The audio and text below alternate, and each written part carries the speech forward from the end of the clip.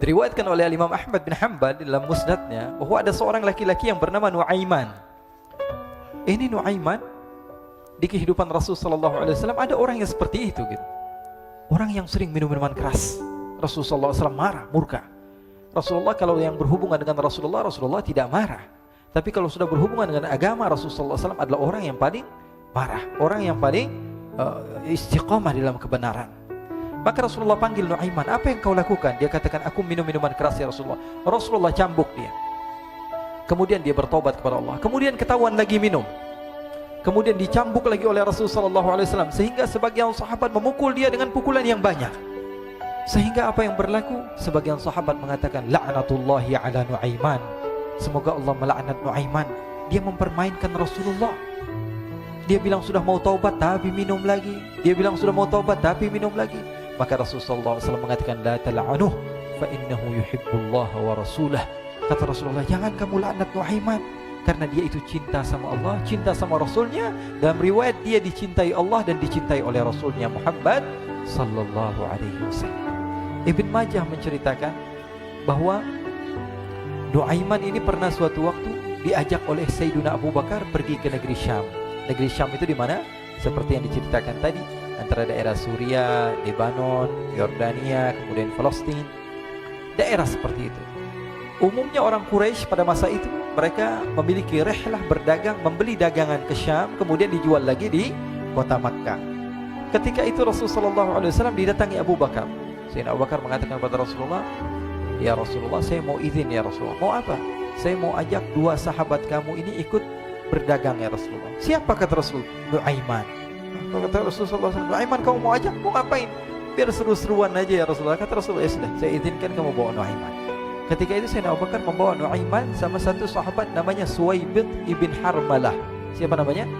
Suwaibid ibn Harmalah. Ini sahabat Rasulullah SAW yang memiliki sifat yang berbeda-beda. Kalau Nuaiman ini aneh. Pernah Rasulullah SAW dibawain makanan banyak, dikasih Rasulullah, dikasih sahabat semua. Semuanya sudah makan, tiba-tiba si Nuaiman ini, sahabat Nabi Nuaiman mengatakan kepada Rasulullah, ya Rasulullah, ini yang penjualnya, tolong kau yang bayar ya Rasulullah.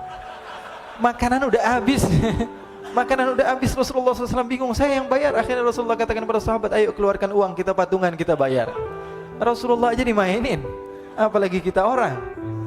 Sallu ala Nabi Muhammad.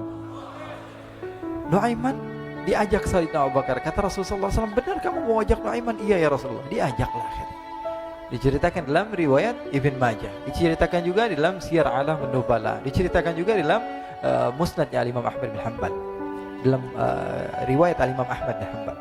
Maka diceritakan Nuaiman diajak oleh Sayyidina Abu Bakar. Sesampainya di negeri Syam, semua dibagi tugas.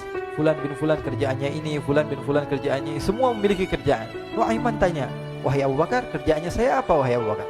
Kata Sayyidina Abu Bakar, kamu mau ngapain terserah kamu wahai Nuaiman. Yang penting kamu ikut saya kan. Kemudian satu di antara mereka namanya Suwaibid ibn Harmalah ditanya oleh Sayyidina Abu Bakar, wahai Suwaibid, kamu mau kerjaan apa? Kata Suwaibid, terserah kamu wahai Abu Bakar. Kata Sayyidina Abu Bakar, kamu menjaga makanan, karena saya tahu kamu ini adalah orang yang senantiasa menjaga amanah. Suwaibid ini kalau disuruh maju dia maju, disuruh mundur dia mundur, disuruh ke kanan dia ke kanan, disuruh ke kiri dia ke kiri. Orang yang ikut aja. Kalau Nuaiman beda, disuruh maju dia ke belakang, kasih sen kanan ke kiri belok. Nuaiman itu orang yang berbeda. Maka Suwaibid mendapatkan tugas, semua mendapatkan tugas kecuali Nuaiman. Sehingga ikhwani, apa yang berlaku, apa yang terjadi? Sayyidina Abu Bakar pergi sibuk dengan kesibukannya, sehingga datanglah waktu siang. Nuaiman sudah lapar. Nuaiman cari makanan. Dia nggak punya uang, diajak Sayyidina Abu Bakar tapi tidak diberikan uang. Sehingga dia cari-cari makanan. Dia tahu Suwaibid yang jaga makanan, dikatakan, wahai Suwaibid, saya mau makan, berikan kepada saya satu roti saja. Yang terpenting apa? Saya makan sekarang, saya sudah lapar. Kata Suwaibid, ya Allah Nuaiman, kita tunggu Abu Bakar saja sehingga dia datang, karena ini amanat. Amanat dari Abu Bakar, saya tidak boleh berikan kepada siapapun kecuali atas izin Abu Bakar. Kata Nuaiman, kasih saya makanan, kalau tidak saya bikin masalah sama kamu. Merah wajahnya Suwaibid, karena dia tahu, jangankan saya, Rasulullah aja dimainin. Bingung, apa yang harus saya lakukan? Akhirnya Nuaiman bilang, gampangannya aja, kata Nuaiman, kamu kasih saya makanan, atau kalau tidak saya bikin masalah sama kamu. Bingung Suhaib pikir panjang. Setelah itu dia katakan, ya sudah Nuaiman, saya tetap mau jaga amanah Abu Bakar, karena saya takut ini adalah perintahnya Allah, perintahnya Rasulullah SAW, dan perintah daripada Abu Bakar sahabatnya Nabi. Kata Nuaiman, kalau memang begitu kamu maunya, ya sudah, berarti kamu ngajakin berantem sama saya. Nuaiman pergi ke pasar. Dia cari-cari tempat penjualan hamba sahaya. Dia lihat-lihat beberapa hamba sahaya. Ini berapa harganya? Ini katanya 10 qalanis. Ini berapa? Ini harganya, hitungan orang zaman dahulu. Kita sih hitung seperti dirham, berapa ratus dirham gitu. 200 dirham. Yang ini berapa? 300 dirham.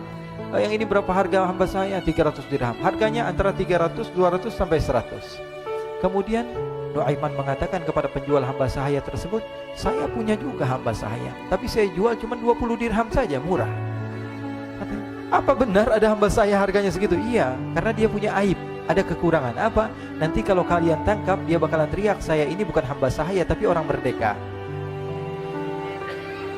Akhirnya semua orang berkumpul mau beli. Ini Nuaiman sama Nuaiman diajak ke Suhaib bin Harmalah tadi. Kata Nuaiman, itu ada orang yang berdiri sedang menjaga makanan, itu hamba sahaya saya, tangkap saja. Oh baik. Diberikan uang 20 dirham, dimasukkan oleh Nuaiman ke kantongnya. Kemudian Suhaib ditangkap. Ketika ditangkap, Suhaib teriak, saya bukan hamba sahaya, saya orang merdeka. Maka orang-orang tersebut mengatakan, saya sudah tahu kekurangan kamu. Ini memang kekurangan kamu, memang kamu, tapi saya tidak perlu dengan bacot kamu, yang penting kerjanya kamu gitu. Ya kan hamba sahaya untuk apa? Untuk kerja. Mau dia ngomong apa, mau ngomel, terserah, yang penting dia mau kerja. Akhirnya ditangkaplah Suhaib dan dijual di pasar. Nuaiman punya uang banyak ini. Dia beli makanan, dia beli minuman, dia beli hadiah buat Rasulullah. Dia beli macam-macam di negeri Syam ini. Waktu itu adalah superpower, adidaya Romawi. Pada masa itu semua barang mahal. Tapi Nuaiman banyak uangnya. Dia belanja ini, belanja itu. Sehingga Sayyidina Abu Bakar pun pulang. Ketika Sayyidina Abu Bakar pulang, Sayyidina Abu Bakar cari, mana ini Suhaib? Kita semua sudah lapar. Kata Nuaiman dengan mudahnya dia mengatakan, sudah saya jual wahai Abu Bakar. Maka Sayyidina Abu Bakar bertanya, apa yang kau lakukan wahai Nuaiman? Diceritakan oleh Nuaiman dengan jujur. Nuaiman ini orangnya apa adanya, tapi nyusahin. Saya jual. Akhirnya dibawa oleh Nuaiman, Sayyidina Abu Bakar pergi ke mana? Ke pasar. Lalu dibeli lagi oleh Sayyidina Abu Bakar As-Siddiq Suhaib, yang tadinya orang merdeka menjadi hamba sahaya sebentar, kemudian dibeli lagi oleh Sayyidina Abu Bakar. Pulang ke Madinah, kisah ini diceritakan di hadapan Rasulullah SAW. Maka perawi mengatakan, fadhahikan nabiyyu hatta badat nawajiduhu. Ketika diceritakan kisah Nuaiman tersebut dengan Suhaib, Rasulullah tertawa sejadi-jadinya sehingga gigi geraham Rasulullah SAW nampak di wajah mata para sahabat. Sehingga perawi lain mengatakan, 1 tahun berlalu Rasulullah, setiap ada tamu yang datang kepada Rasulullah akan ceritakan kisah Nuaiman menjual Suhaib tersebut. Jadi ada ikhwani, jangan kalian kira Rasulullah SAW itu hidup di satu masa sahabat-sahabatnya itu seperti ustadz-ustadz yang khusyuk, yang kayak Habib bin Anis ini banyak. Bahkan ikhwani, mungkin di akhir karena masanya sudah habis, pernah suatu waktu Rasulullah SAW didatangi asyraf, delegasi dari beberapa negara yang ingin mengenal apa itu agama Islam. Sehingga mereka datang ke rumah Rasulullah SAW membawa unta, kendaraan yang ketika itu kendaraan yang paling mahal mereka miliki. Itu untanya yang paling mewah. Diikat di depan rumah Rasulullah SAW. Tamunya pun masuk, duduk bersama Rasulullah SAW. Di depan rumah Rasulullah SAW ada beberapa sahabat. Ada Sayyiduna Hamzah. Kalian tahu Sayyidina Hamzah adalah orang yang pemberani. Ada Sayyiduna Umar. Kalian tahu Sayyidina Umar adalah orang yang pemberani. Ada Sayyiduna Ali bin Abi Thalib. Ada Sayyiduna Sa'ad bin Abi Waqqas. 4 sahabat ini lagi nongkrong gitu depan rumahnya Rasulullah SAW, berjaga sebelum Allah Subhanahu wa taala turunkan ayat wallahu ya'simuka minan nas. Ketika mereka sedang asyik duduk, tiba-tiba Nuaiman datang. Ini Nuaiman kalau datang pasti bikin sesuatu yang aneh. Bahkan dikatakan tidaklah Rasulullah SAW dalam keadaan bersedih, kecuali Nuaiman datang Rasulullah akan tersenyum. Jadi sebagian sahabat itu senang kalau sudah Nuaiman datang, pasti Rasulullah bahagia. Tapi ketika itu Nuaiman datang, ingin duduk bareng-bareng Sayyidina Hamzah. Sayyidina Hamzah katakan kepada Nuaiman, bercanda begitu. Nuaiman, kamu lihat unta orang datang dari luar Arab ini. Lihat, kata Nuaiman, ini besar banget ini, badannya besar gitu. Dagingnya pasti banyak. Iya nih, kalau kita sate enak nih ntar malam. Kata Nuaiman. Kata Sayyidina Hamzah, apakah kamu berani? Kata Nuaiman, saya berani aja asal kalian gak bilang sama Rasulullah. Kata Sayyidina Hamzah, benar wahai Nuaiman, benar kan? Akhirnya Sayyidina Hamzah lupa masalah itu, cuma bercanda-bercanda saja. Sayyidina Hamzah lagi asik sama Sayyidina Umar, Sayyidina Ali. Tiba-tiba apa? Ternyata ketika dia melihat unta tersebut sudah pisah antara kepala sama badannya. Nuaiman mengatakan, wahai Hamzah, ini unta saya sudah potong, saya mau pergi sebentar. Kalau Rasulullah cari saya, tolong jangan beritahu di mana saya. Nanti kalau keadaan sudah aman, mari kita nyate bareng-barengan. Ini ada yang seperti itu di zaman Rasulullah SAW. Maka dia pun berlari dan berlari mencari satu tempat supaya Rasulullah SAW dia selamat daripada Rasulullah SAW. Sehingga Sayyidina Hamzah bingung, ini kalau Rasulullah keluar gimana? Ada Hamzah Asadullah, ada Ali bin Abi Thalib, ada Umar, gak bisa jaga kendaraannya, tamunya Rasulullah SAW. Akhirnya benar apa yang terjadi, ikhwani. Rasulullah SAW tamunya mau pulang. Ketika dia buka pintu tamu melihat apa? Untanya sudah begitu. Mereka teriak, wa naqatah, unta kami wahai Muhammad. Baru mau kenal Islam, unta kami, kendaraan kami sudah dibuang. Rasulullah SAW lihat Sayyidina Hamzah, lihat Sayyidina Ali. Mereka gak bisa ngomong, mereka hanya bilang apa? Nuaiman ya Rasulullah. Rasulullah perintahkan Sayyidina Umar, wahai Umar, sekarang kamu ambil uang, kemudian kamu gantikan, kemudian kamu berikan 2 kali lipat daripada harta unta ini, sehingga apa? Agama Islam tidak didengar dengan sesuatu yang tidak baik di luar sana. Akhirnya diberikan harta, diberikan unta yang baru dan diberikan harta yang lebih untuk orang tersebut, sehingga orang tersebut tidak menjelek-jelekan agama Islam. Kata Rasulullah SAW, dan sekarang waktunya kita balas dendam sama Nuaiman. Nuaiman ternyata berlari tempat yang jauh sampai hampir keluar dari kota Madinah. Dia dapatkan seorang sahabat Nabi yang hadir juga dalam peperangan Badar, namanya Al-Miqdad bin Al-Aswad. Siapa namanya? Al-Miqdad bin Al-Aswad ketika itu sedang menggali sumur. Ketika sedang menggali sumur, Nuaiman datang. Nuaiman katakan kepada Miqdad, wahai Miqdad, wahai sahabat Rasul, kamu orang yang hadir dalam peperangan Badar, kamu adalah orang yang hebat. Dipuji-puji sama Nuaiman. Ada maunya ini. Akhirnya dia bilang, wahai Miqdad, tolong saya. Kenapa wahai Nuaiman? Kamu ini kekasihnya Rasulullah, orang yang disayang sama Rasulullah. Kenapa? Saya ini sedang dikejar-kejar orang jahat. Tolong selamatkan saya. Saya pengen masuk ke dalam sumur, boleh atau tidak? Kata Miqdad, siapa yang mengejar kamu? Pokoknya saya dikejar sama orang-orang. Kamu mau atau tidak selamatkan saya? Ya sudah, selagi kamu itu adalah sahabat Nabi, silahkan kamu masuk. Masuk akhirnya Nuaiman ke dalam sumur tersebut. Lalu Nuaiman mengatakan, wahai Miqdad, dia keluar lagi. Nanti kalau ada yang cari saya, tolong jangan beritahu saya di dalam sumur ya. Kata Miqdad, baiklah. Kata Nuaiman, siapapun yang bertanya tentang saya, kamu tidak akan kasih tahu. Iya, kata. Walaupun Rasulullah yang tanya saya.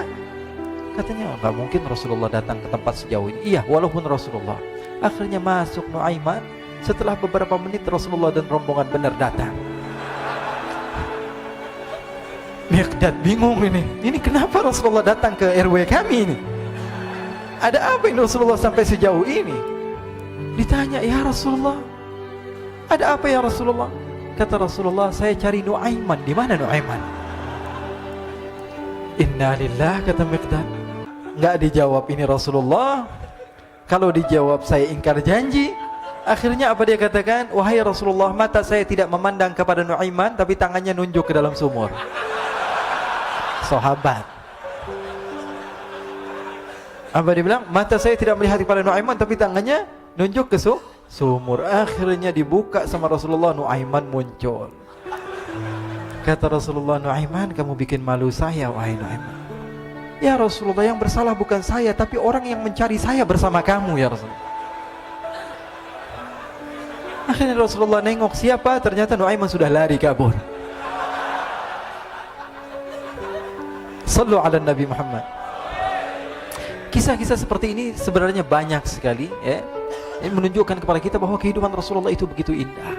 Rasulullah SAW, kalau kamu mau menjadi orang yang baik, contoh Rasulullah. Mau menjadi bapak yang baik, contoh Rasulullah. Mau menjadi pemimpin peperangan yang baik, Rasulullah. Mau menjadi murid yang terbaik, contoh Rasulullah. Bagaimana akhlak Rasulullah. Mau menjadi suami yang baik, contoh Rasulullah. Dalam segala hal, apapun itu, Rasulullah SAW adalah makhluk yang paling terbaik.